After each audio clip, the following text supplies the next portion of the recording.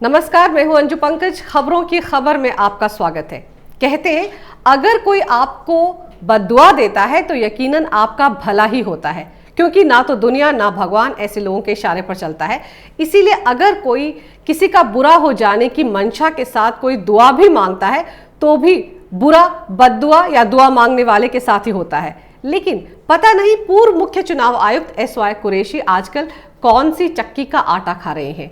पढ़े लिखे हैं, कोई जाहिल गवार तो है नहीं। देश के मुख्य चुनाव आयुक्त रह चुके हैं। देश ने आखिर उनके साथ क्या बुरा किया? इतने बड़े पद पर वो काम कर चुके हैं। लोकतांत्रिक व्यवस्था से लेकर देश के संविधान और देश की कानून व्यवस्था, सब पर उन्हें भरोसा रहा ही होगा। कम से कम तब तक तो जरूर रहा होगा जब तक वो एक बेहद महत्वपूर्ण पद पर तैनात थे।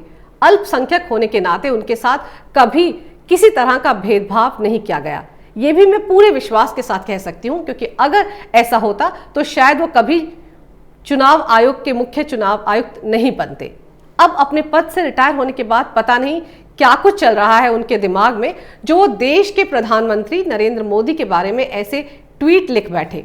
दरअसल टुकड़े टुकड़े gang, Khan market gang, Congress और लेफ्ट विचारधारा से जुड़े कई लोग तो प्रधानमंत्री के बारे में अनाप शनाप बातें लिखते ही रहते हैं। लेकिन अगर इतने बड़े पद पर काम करने के बाद रिटायर हुआ कोई आला अधिकारी इस तरह की बातें ट्वीट पर लिखे तो उसकी घटिया सोच ही सामने आती है और कुछ नहीं। तब लगता है शायद जब तक वो शख्स सरकारी नौकरी में रहा तब तक वो अपने मतलब के लिए चुप रहा, लेकिन रिटायर होते ही उसकी असलियत सामने आ गई। मैं यहाँ पर पूर्व मुख्य चुनाव आयुक्त वायस कुरैशी की ही बात कर रही हूँ। अभी हाल ही में उन्होंने ट्विटर पर अप्रत्यक्ष रूप से प्रधानमंत्री मोदी के कोरोना वायरस से संक्रमित होने की कामना कर डाली।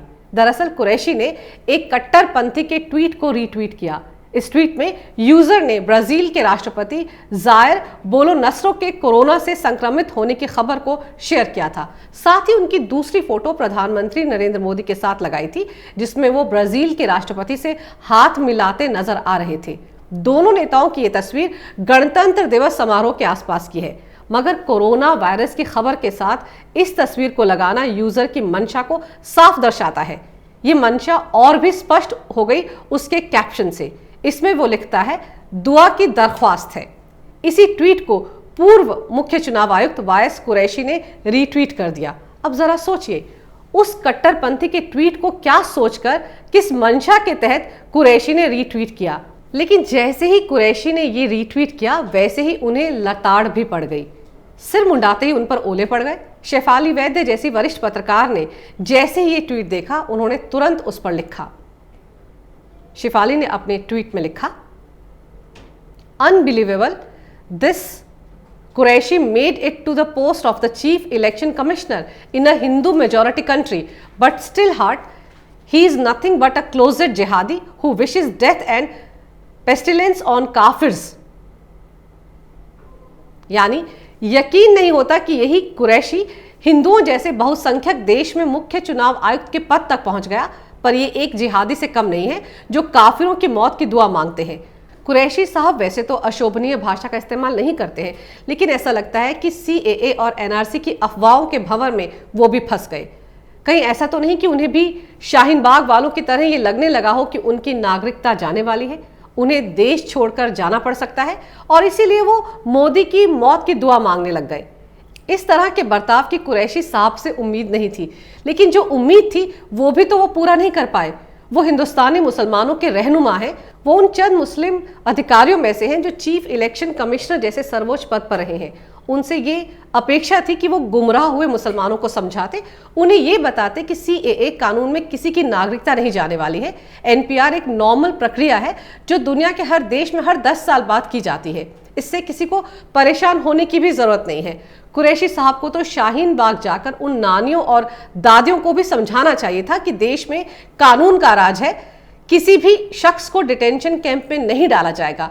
और उन्हें यह भी कहना चाहिए था कि ये सारे मामले सुप्रीम कोर्ट में हैं और सबको सुप्रीम कोर्ट पर भरोसा रखना चाहिए।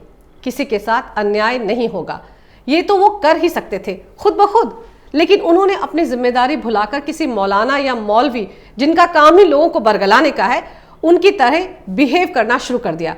बताइए क्या फायदा हुआ इतने पढ़े लिखे होने का अगर आप CAA और NRC को ठीक से समझ ना पाए। वैसे मुझे पता चला है कि कुरैशी साहब पूरी दुनिया में घूम घूम कर बड़े बड़े देशों को ये सिखाते हैं कि चुनाव कैसे किया जाता है, ईवीएम कितनी सुरक्षित है, ये समझाकर वो घर लौट आते हैं। लेकिन घर में शाहीन बाग की दादियों और नानियों को वो कुछ नहीं समझा पाए और ये उल्टा मोदी की मौत की दुआ मांगने लग गए। और जब लोगों ने इनके ट्वीट को देखा तो सब भड़क गए।